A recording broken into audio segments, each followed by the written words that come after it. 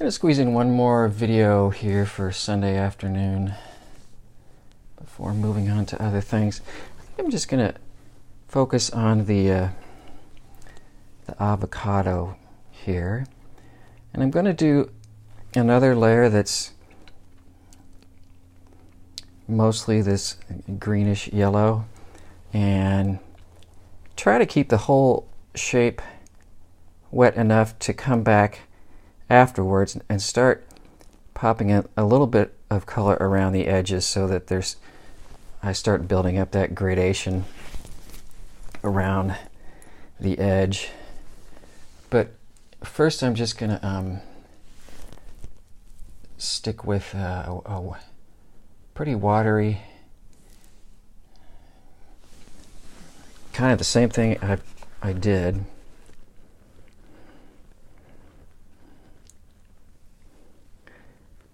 Hansa yellow light. There's still a touch of green in there, I think. Hey. And when I'm trying to make sure that the whole shape stays wet while I'm throughout the whole shape. What am I trying to say? I do need to make sure I sort of go back and forth between thinking about pulling down the beading color here, as well as not forgetting about the fact that it's drying up here. So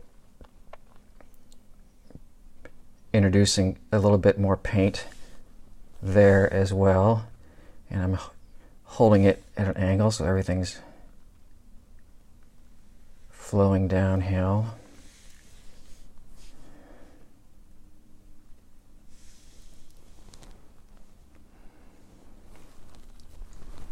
Oop.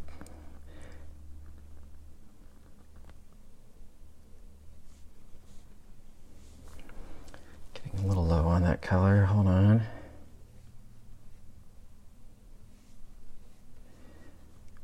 So now hopefully it's still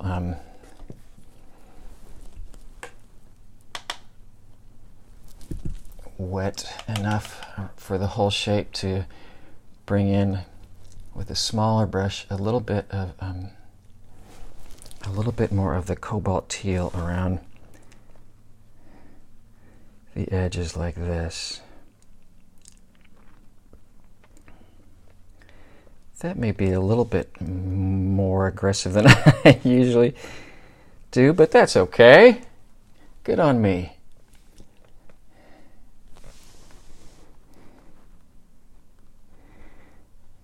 And I'm partly joking and partly not, because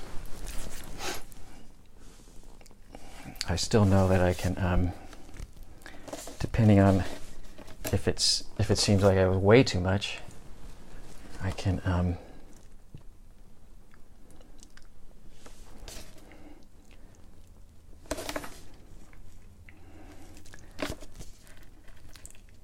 I could just bring in some more yellowy, watery yellow and just have the thing have that yellow kind of shove the rest to the side. In fact, I think I'll do that. Just that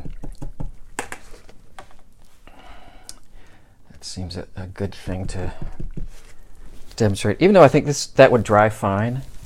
Seems a decent opportunity to bring in. So this is pretty juicy, almost creamy, I would say, but I just kind of squeezed that in there, because once the paint stops moving, that just means that it has run out of, there's not enough water to help it shift.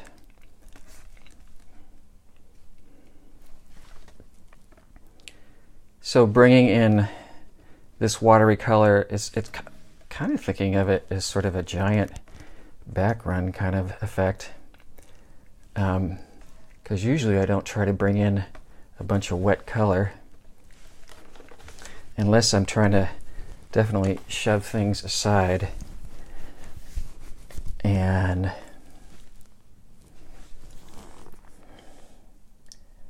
I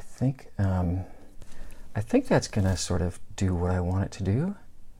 Famous last words in watercolor.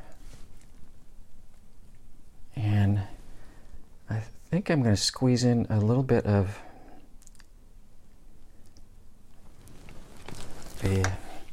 more of the cobalt yellow mix.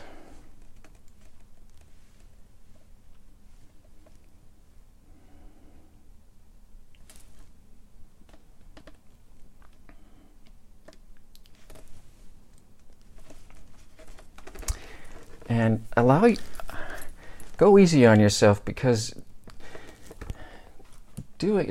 shifting around the paint like that is sort of yet another thing that probably looks kind of simple and you'd think wouldn't be so challenging. But I can honestly tell you, I've spent many hours shifting paint back and forth, slowly figuring out what the heck it's going to do and why.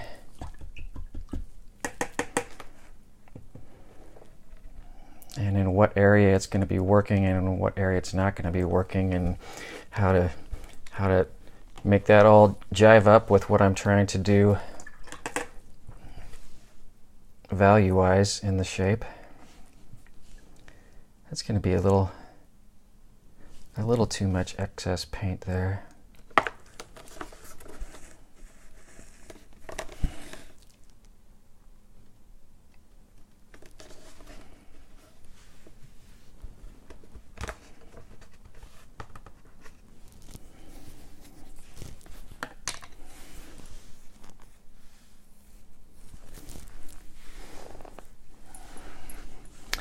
I'm kind of wondering if I should be getting greedy down here or not. And when I say that, I mean this is kind of a good time to let this shape dry.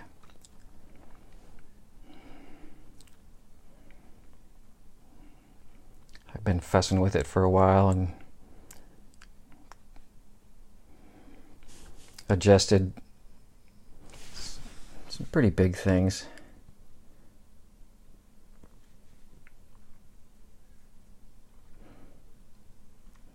But I'm bringing in just a little bit of darker green. That's the phthalo green blue shade.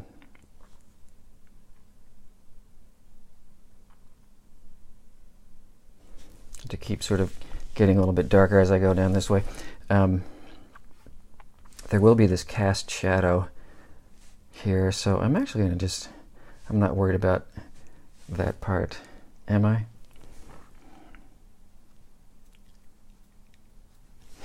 Yeah, I lied. I'm going to make a thirsty brush, and I'm going to pull away some of that, this yellow that's going to be right at the edge of the pit. Why are you doing that, James? As I build up that shadow, I'm going to want it to... Shadows are cooler, temperature, color-wise. So, and the yellow is a warm color. So I'd just sort of be fighting temperature, and I just thought I'd pull a little bit of that yellow away to allow more cooler colors to be over that shape. And that will, even though there's still a decent amount of yellow in there, that'll help it be that much less muddy. And now I'm overdoing it.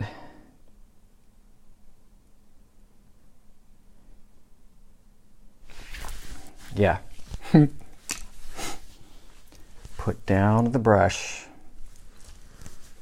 unless you don't want to.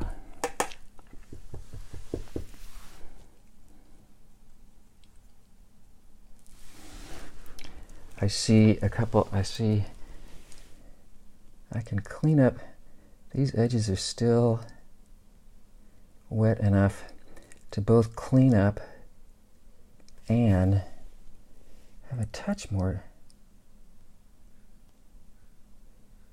darker as I'm getting towards the edge.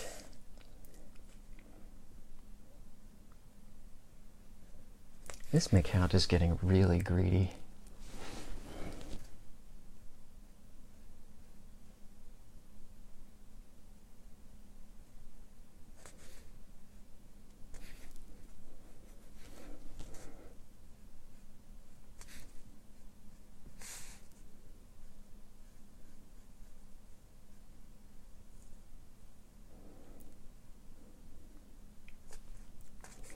So obviously there's a lot of timing that goes on with this, and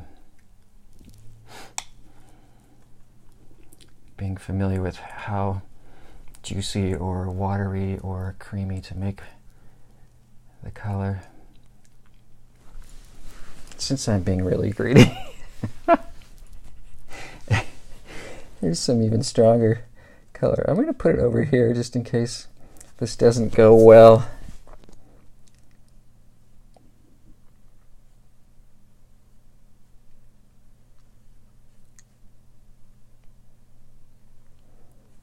Brought in a little bit of peacock blue mixed in with those greens and yellows.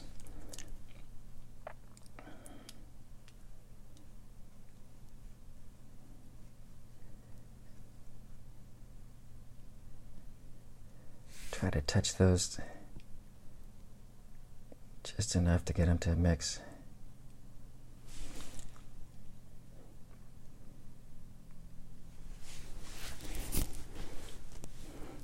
It takes a lot of work to make it look like it's not overworked.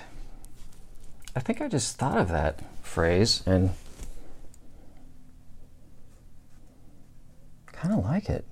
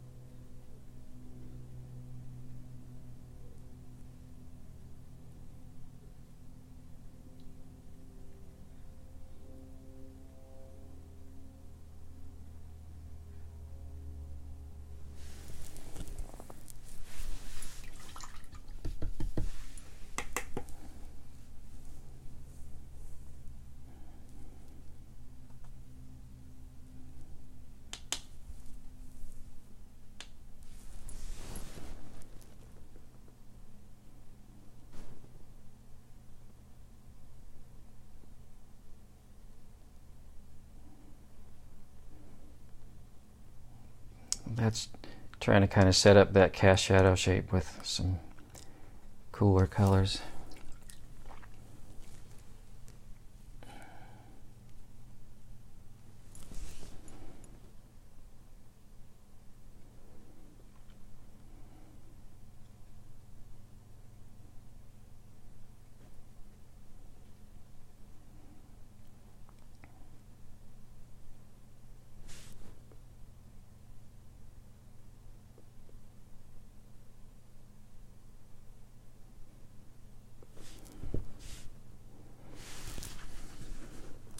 A lot of this is sort of knowing when, well, as I keep saying, as I keep not letting go, is knowing when to let go, he said ironically. But especially for things like this, that I know the cast shadow, I really don't care how smooth that blend is, because I know I'm going to come over the cast shadow area with several more glazes, and any sort of inconsistent blend there will go away. But that was fun. That was fun. And I could probably fuss more. I maybe put a little bit more stronger color in around here, but that's enough for that now. You I'll touch up.